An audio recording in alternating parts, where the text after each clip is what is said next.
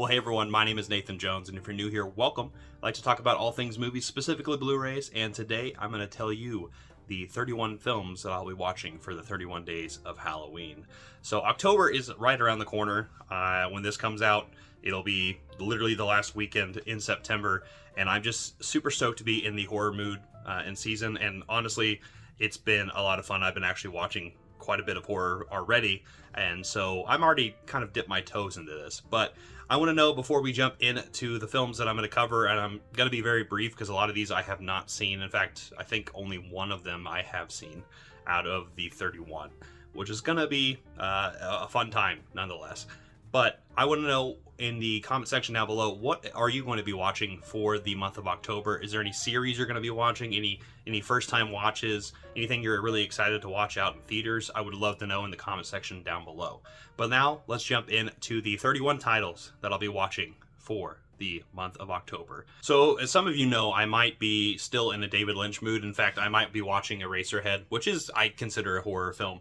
But I will be back into the David Lynch filmography, probably more in November, but Eraserhead might pop its head in there. But I have a few things to check out. In fact, a lot of these are first-time watches, and what I wanted to do is try to pick something from each label that I have, or at least things on the shelf that I haven't seen yet, and kind of conquer that in a way. And it's been exciting to kind of pick and choose what I wanted to do. So actually, the first thing I want to mention is one that I actually kind of highlighted in the Hamilton book film journey that I just recently had. I literally just talked about the second volume of this, but I'll be checking out the Danza Macabra Gothic, Italian Gothic Collection Volume 1 set. So this is going to be the first 4 films I'll be watching in the month of October. Now, I'm probably going to change the order. There is no particular order of when I'm going to watch these movies, but I am going to do a deep dive into this set in particular. In fact, the box sets that I'm going to be talking about today, I'm going to be making separate videos instead of doing what I normally do in my film journey. But anyway, so the 4 films in here are The Monster of the Opera, The Seventh Grave, Scream of the Demon Lover, and Lady Frankenstein. So I'm super excited to check this box set out. It's going to be got to have a ton of special features here. Of course, let's look at the films themselves real quick. So we have that first film, The Monster and the Opera, which I'm excited to check out. This one looks definitely like a classic, almost Universal film in the, I guess, 1964 time period. So that's going to be exciting. Black and white, though, so it looks quite fun. And the next movie I am going to have here is The Seventh Grave, which also, I just love these commission artworks. This is some of my favorite stuff. Another black and white film from 1965. And then we have the third film right here, Scream of the Demon Lover.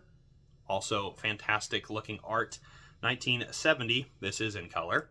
And then the last film here is 1971, and that is Lady Frankenstein, which looks like a Hammer film of sorts, but it's going to be an Italian one. So I'm excited about that, and also to dive into this. I know a lot of people have already talked about this set, but I am excited to just jump in myself and really just understand a little bit more of this time period in film and just get some Gothic stuff on my docket. So yeah, this is going to be the first set I'll be watching, is the Danza Macabra, the Italian Gothic Collection Volume 1.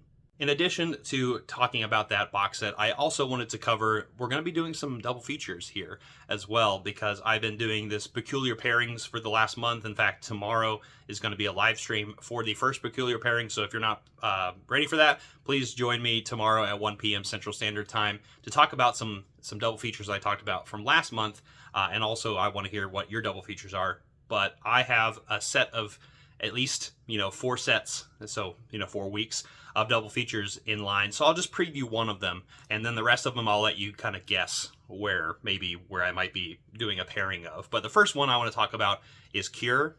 Kiyoshi Kurosawa's Cure, this classic film from 1997. This is the Criterion edition. I've been wanting to watch this movie for some time now, and I think this is the perfect time to watch this film. And then the other film I'm going to be pairing it with is right here, Perfect Blue, Satoshi Kon's Perfect Blue. This is an animated film.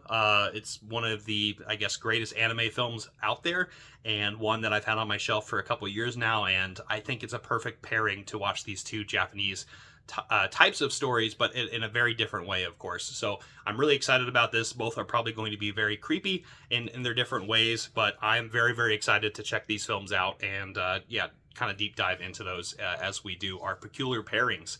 So Perfect Blue and The Cure, that's what's going to happen. Did I just say The Cure? Not the band. All right, so now we have 6 films on the docket. Now let's get to the 7th one, and that is Frontiers. This is a second sight release, one that I got a few months back, but one that looks really terrifying, and I believe is actually a French film right here. It is, yes, it is a French film from 2007, but one that I know nothing about, but I've heard mixed things about this movie from different people.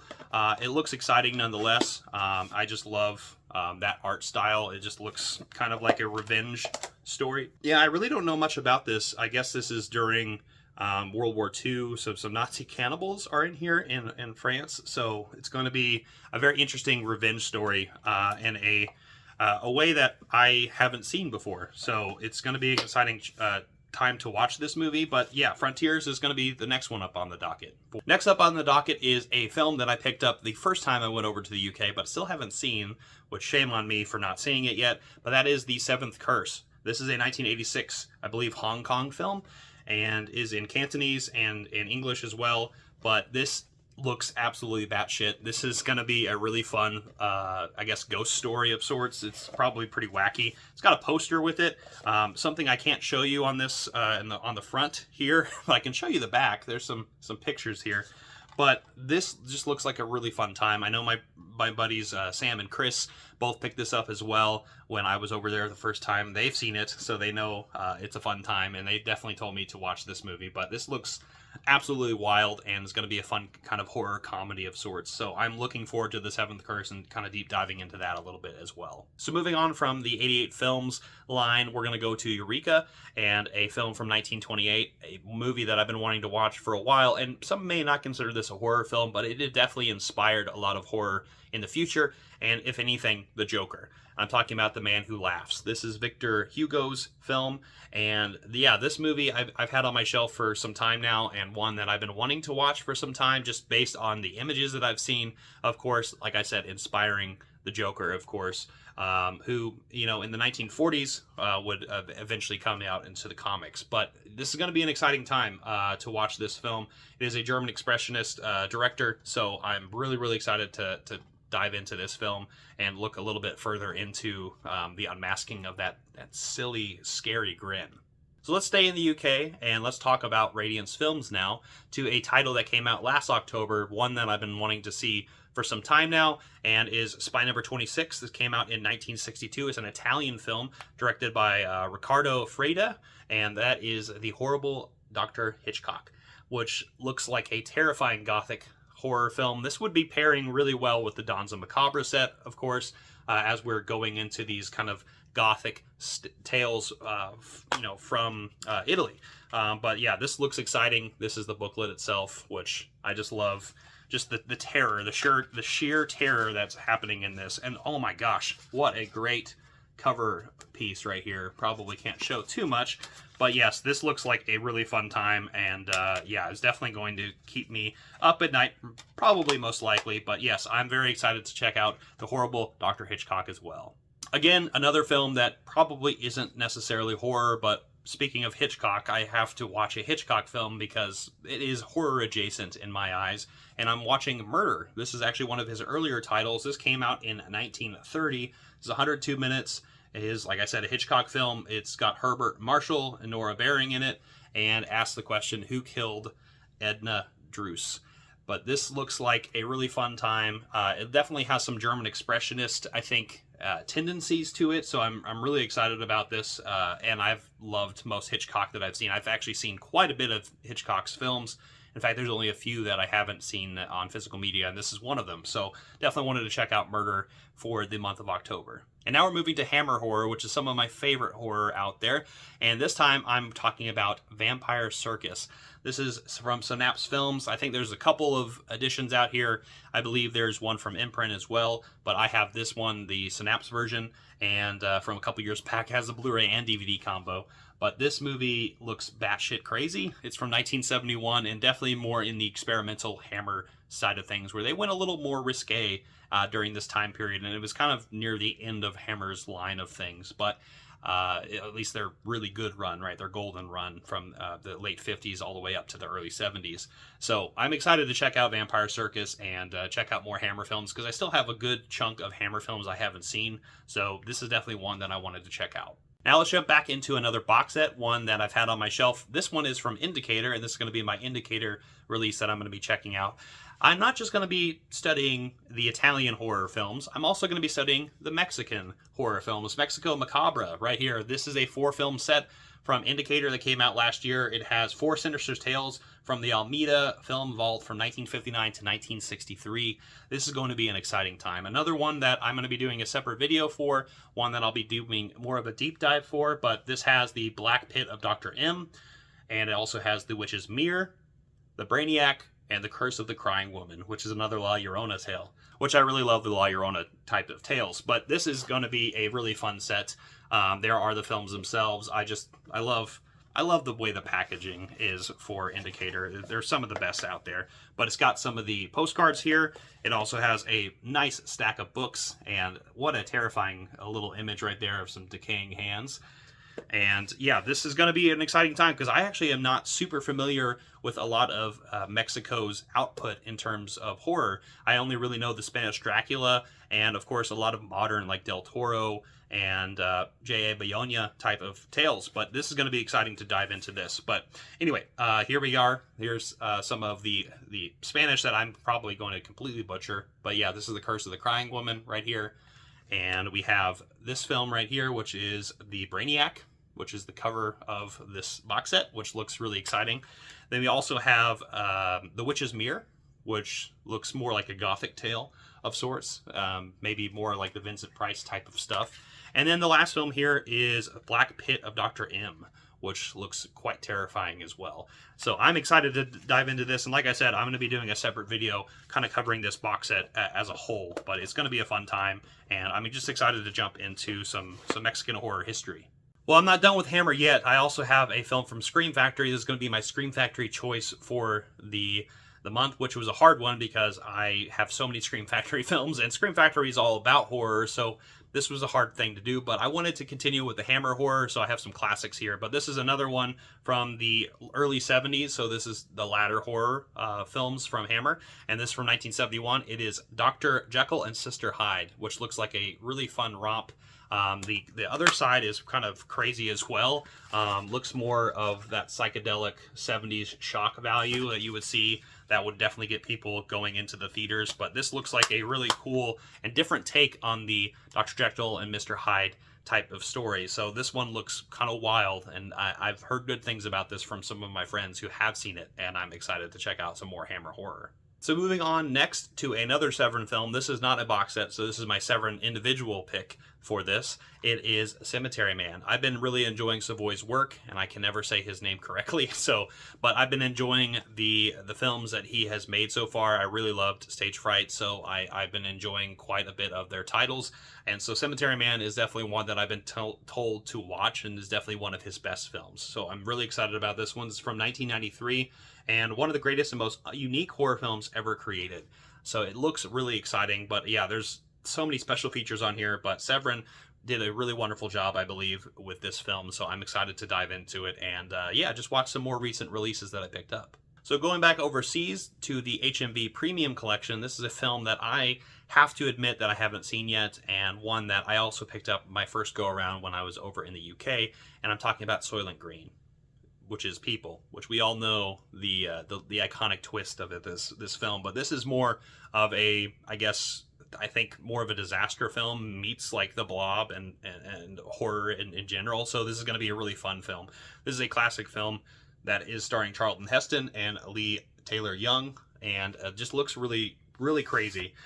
This is the release right there from HMV Premium Collection, which has the Blu-ray and the DVD. One that just has a really great science fiction element to it. It actually has some postcards in here from Warner Brothers, which is their lineup here. But yeah, I'm just excited to finally dive into this sci-fi kind of iconic film that I have yet to see before. And yeah, can check this off on the list and also just see its influence. If you're watching so far, you've been probably seeing a lot of classic films, but I actually have some more contemporary films, so don't worry. I have a couple to watch for this season. And the first one I want to mention is a found footage film, one that I've been kind of putting off for a bit, but this is a perfect time to watch it. It is As Above, So Below. This is actually I believe, the French version. It has both. Sometimes there's some Blu-rays that you can get some pretty cheap. Got this on Hamilton Books, I believe, where I can get this for like $4. And but yeah, I've heard really good things about this found footage film. I am a fan of a lot of the found footage films that I have seen, from Blair Witch to Lake Mungo. There's a lot of really good releases out there. There are also it's oversaturated as well, but I've heard this is a really creative film, one that is quite creepy. And it is October, so let's watch a Fulci film, of course. One that I haven't seen, one that I picked up. This is from Blue Underground. This is the 4K of it. It is The House by the Cemetery. Another Italian film. I've been really sticking with the Italian horror, I guess. This is going to be the month of that for me, or at least 2024. October is going to be. But I love the things that I've seen from Fulci so far. Used to kind of not like it at all, but now I've just kind of opened the floodgates, if you will, and now I'm just like, okay, show me all the Fulci. I will watch it all. And it's good. It's been a fun time so far, and I'm really excited to be a little bit grossed out, which is what Fulci likes to do. So, and also just enjoy quite a crazy tale, honestly, with probably some really great music as well. Moving from there, we also have another Italian film that is also in English if you want. This is from Synapse Films. This is a 4K that I got last year that I've been putting off for some reason, but it is Dario Argento's Phenomena. And this movie looks kind of wild. I love the box set that this comes in. It's quite a lovely box set, but one that I've been putting off. It has a poster with it, and it has a booklet, of course, right here of the film itself. And there's the original artwork on the poster, which is, I think, really stunning. Really good stuff here. This came out in 1985, so this looks like around the Argento's hype time. Like, this is a lot of his great work came out around the late 70s into the 80s. So I'm really excited about watching this 4K. It looks like there's a lot of extra special features in here that I'll have to deep dive into as well. So I have a lot cut out for me in terms of watching some of these titles, but this is going to be a fun ride nonetheless, so I'm excited to check out Phenomena. Now let's move to Vinegar Syndrome, a title that I picked up from a recommendation from my friend Daniel over at Cobwebs, one that I've been wanting to watch ever since I picked it up, I think early on, either this year or late last year. It is Moon of the Wolf, and this is the VSA of it, so I actually have the cool edition right here. I think I got this on eBay, actually, which I normally don't buy, but I've heard this is a really fun werewolf film, one that was a good recommendation, and from 1972, and, you know, Vinegar Syndrome always puts out incredible films, especially the care that they put into these films that are either lost or not really thought about that often. So this is going to be a really exciting, I guess, American film set in Louisiana. So this looks like a really fun time. It actually comes with a poster itself as well, which, you know, we have so much poster room, right? But this just looks like a really exciting kind of horror film, and I wanted to watch some werewolf films, and so this is my my little scratchy itch that I have here. Next, we have a film from Arrow Video. Just like Scream Factory, I had to kind of figure out what I wanted to watch, and was really difficult. But I wanted to watch another kind of contemporary film, one that came out that is actually made by a local director, one that is up the state a little bit, and that film is The Stylist. So this is actually made by a Kansas City director, Jill, I could not say your name, so I'm going to put it right here. Cannot say your last name, unfortunately, so I don't want to butcher it. But this is a contemporary horror film that is kind of set like a giallo of sorts, but in a hair salon, right? I believe a stylist, but it looks like a fun psychological horror, one that I've been wanting to watch for some time now. I know my friend KB has told me to watch it for months now, and actually probably years, but one that I'm really excited to watch, and it's a debut feature, so I'm really excited to check this one out and kind of get some local history. And the last individual film I have is from Warner Brothers, the Warner Archive Collection, and is in 3D actually, but I don't have a 3D glasses or anything, but I picked Vincent Price's House of Wax.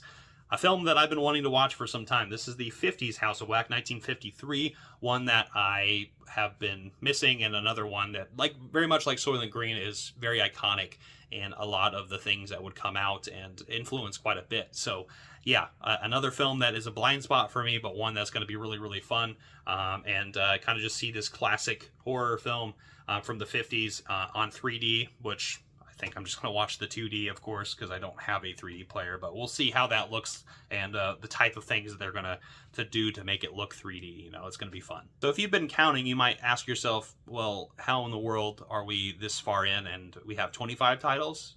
So there must be a box set coming up, and it is, and one that I'm excited to jump into. And actually, I told you at the beginning of the video that I've only seen one of the films in this entire thing, and the first movie on this in this collection I have seen, but I'm excited to just dive into this entire box set. I'm talking about the Ju-On, the Grudge collection. So I have seen the first Ju-On, The Curse, and I really love that film, and it's quite terrifying. But I'm excited to just dive into this Arrow box set. This Arrow video box set has the limited edition 4K of The Grudge itself, so that's actually the second film on here, but it has The Curse 2, The Grudge, which is the 4K, The Grudge 2, White Ghost, and Black Ghost. So there's going to be some really cool titles in here. So let's look at the box set really quick. And I have this booklet right here that looks exciting. We have the first two films, which kind of started the entire thing, and is the Curse and The Curse 2, which are films that I think set the groundwork for these other films that would come up later and really just influence a lot of the J-horror around it, but also the American remakes that would come out about from it. But I also have Ju-On the Grudge, which is the 4K, the one that is the most famous title that has made its way over to the States as well. Then we also have The Grudge 2, and then we have White Ghost and Black Ghost, these last two films. So yeah, I'm going to make another video just like this with the Mexico Macabra set and the Danza Macabra set. And yeah, just kind of dive into this as a separate video. I did that backwards.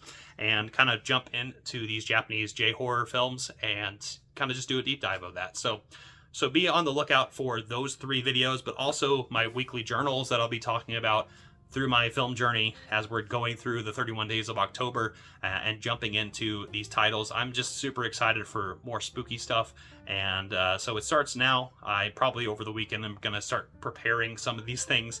That way I can have an exciting October. So let me know in the comment section down below what you're going to be watching for October, and be sure to join me tomorrow on the double feature live stream, on the Peculiar Pairings live stream, where we can talk about some double features together at 1 p.m. Central Standard Time. I'd love to meet you there.